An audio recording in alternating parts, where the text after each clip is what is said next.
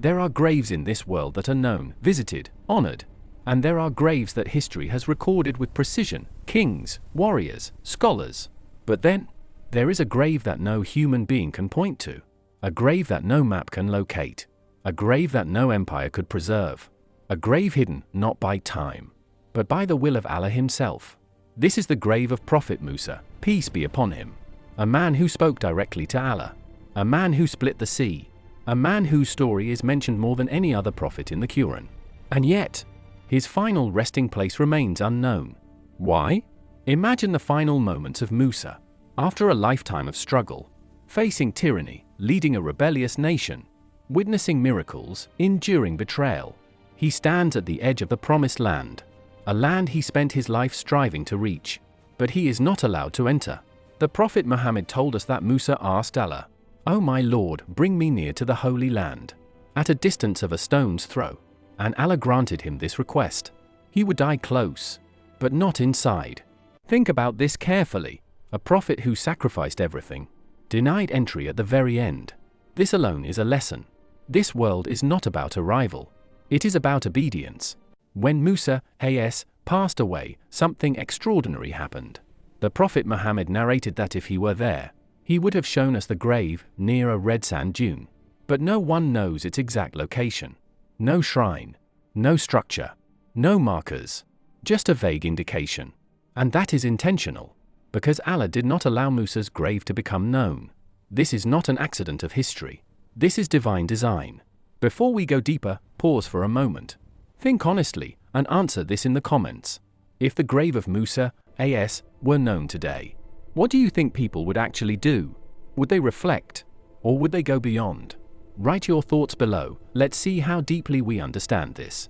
And if this is making you think differently, like this video and subscribe, because we explore truths most people overlook. To understand why, we need to confront an uncomfortable truth. Human beings have a pattern. When they love someone deeply, they begin with admiration. Then it turns into reverence. Then exaggeration. And eventually, worship. This is exactly what happened with previous nations. The Quran tells us about people who turned righteous individuals into idols over time. Not overnight. Slowly. Subtly, generationally. First, they build a monument. Then they visit. Then they seek blessings. Then they pray. And before they realize it, they are worshipping other than Allah. Now think about Musa. He is not an ordinary figure. He is one of the greatest prophets from the Ulul Azm. He performed miracles that shook entire civilizations. The staff turning into a serpent. The sea splitting into towering walls. The mountain trembling when Allah revealed himself. His status is immense. Now imagine if his grave were known. Imagine generations visiting it.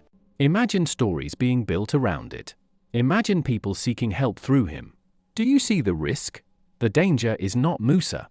The danger is human nature. So Allah intervened. Not after corruption happened, but before it could even begin. This is critical. Allah didn't just correct deviation. He prevented it. By hiding the grave of Musa, Allah protected the core of Islam. Tawheed, the absolute oneness of Allah. No intermediaries. No objects of devotion besides him. No physical location tied to divine power. This is why even in Islam, the grave of Prophet Muhammad, though known, is not meant to be worshipped, touched for blessings, or turned into a shrine of rituals. And this is why the companions were extremely strict about avoiding anything that resembled grave worship, because they understood the pattern.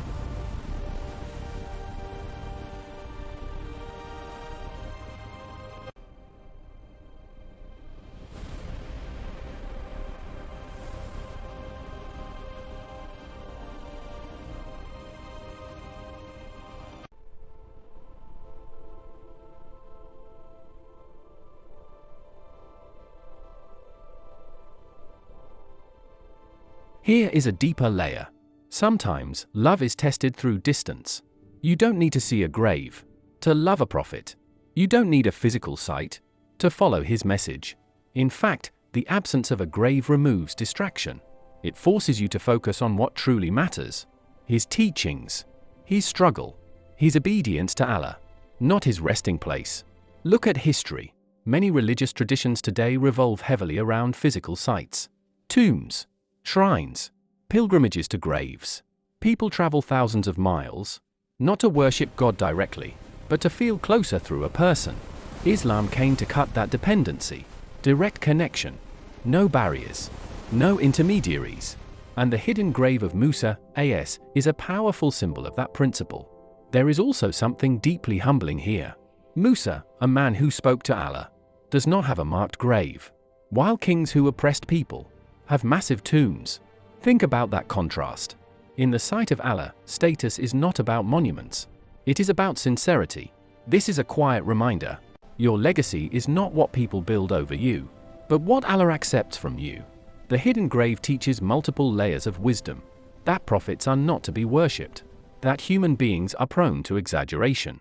That Allah protects Tawheed with precision. That physical absence can strengthen spiritual clarity. And most importantly, that guidance is in the message, not the monument. Now ask yourself honestly, if the grave of Musa were known today, what would people do? Would they simply visit and reflect? Or would history repeat itself? Would rituals form? Would people begin asking from him if instead of Allah?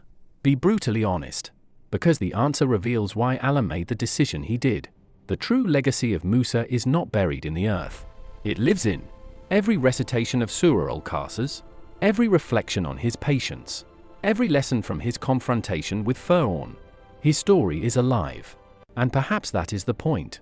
If his grave were known, people might focus on where he is buried. But now, we focus on what he stood for.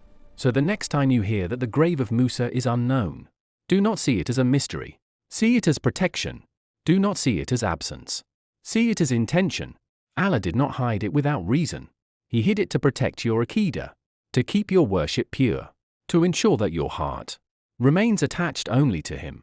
And maybe, just maybe, the greatest honor given to Musa was not a grand tomb on earth, but a protected legacy in the heavens.